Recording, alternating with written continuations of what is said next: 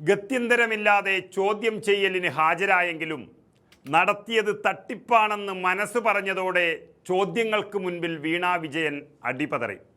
ഇത്രയും വലിയ തുക വാങ്ങി എന്ത് സേവനമാണ് വീണ നിങ്ങൾ കരിമണൽ കമ്പനിക്ക് നൽകിയത്? ആ ഒറ്റ ചോദ്യത്തിൽ തന്നെ എല്ലാം അവസാനിച്ചു. പിന്നെയും വന്ന ചോദ്യങ്ങൾക്ക് ഉത്തരമൊന്നും നൽകാതെ തല താഴ്ത്തി നിന്ന വീണയോട് അറസ്റ്റ് ചെയ്യേണ്ടി വരും ഇങ്ങനെയാണെങ്കിൽ എന്ന് ED ഉദ്യോഗസ്ഥർ അറിയിച്ചതോടെയാണ് കളവാണെങ്കിലും കുറച്ച് കാര്യങ്ങൾ പറയാൻ വീണ തയ്യാറായത്. പക്ഷേ ഒരൊറ്റ ചോദ്യത്തിനും വിശ്വാസയോഗ്യമായ ഒരു ഉത്തരമല്ല വീണ നൽകിയത്.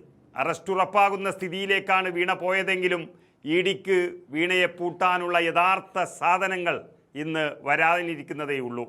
അതായത് വീണ വിജയൻ തട്ടിപ്പുകാരിയാണെന്ന് എല്ലാ തെളിവുകളുടെയും അടിസ്ഥാനത്തിൽ കണ്ടെത്തിയത് SFIO ആണ്.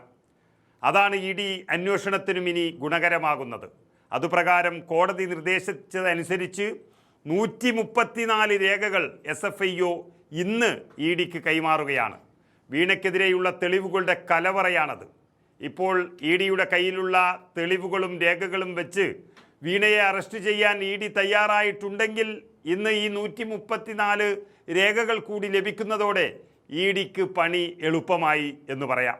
അതുകൊണ്ടാണ് ഇന്നലെ ഒരു തീരുമാനത്തിലേക്ക് ED കടക്കാതിരുന്നത്. SFIO രേഖകൾ കയ്യിൽ കിട്ടുന്നതോടെ അതിൽ വിശദമായൊരു പരിശോധന നടത്തി ഇനി ഒരിക്കൽ കൂടി ചോദ്യം ചെയ്യാനാണ് EDയുടെ തീരുമാനം. അത് തീയതി ഔദ്യോഗികമായി അറിയിച്ചില്ലെങ്കിലും ഏകദേശം 29-ാം തീയതി ആയിരിക്കുമെന്ന വിവരമാണ് ഇപ്പോൾ ലഭിക്കുന്നത്. കയ്യിലുള്ള തെളിവുകൾക്ക് പുറമെ SFIO നൽകുന്ന 134 തെളിവുകൾ കൂടി ചോദ്യമായി നേരിടേണ്ടി വരുന്ന അന്ന് വീണയുടെ കാര്യത്തിൽ ഒരു തീരുമാനമാകുമെന്ന് ഏകദേശം ഉറപ്പായി കഴിഞ്ഞു. സത്യത്തിൽ ഇന്നലെ ചോദ്യം ചെയ്യലിൻ്റെ തുടക്കം മുതൽ തന്നെ സംഗതി വീണയുടെ കയ്യിൽ നിന്ന് പോയി. കള്ളം പറയുന്നതിനേക്കാൾ നല്ലത് മിണ്ടാതിരിക്കുന്നതാണെന്ന് പിന്നീട് വീണ അടവ് മാറ്റുകയായിരുന്നു.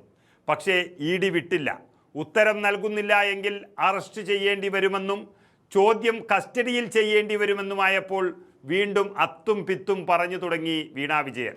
ഞാൻ സോഫ്റ്റ്വെയർ ഉണ്ടാക്കിയെന്നും കുട്ടികൾക്കും അധ്യാപകർക്കുമൊക്കെ ഉപകാരപ്രദമായി എന്നൊക്കെ പറഞ്ഞ് വീണ അത് കരിമണൽ കമ്പനിക്കും സേവനമായി നൽകിയെന്നൊക്കെ പറഞ്ഞതായാണ് അറിയുന്നത്.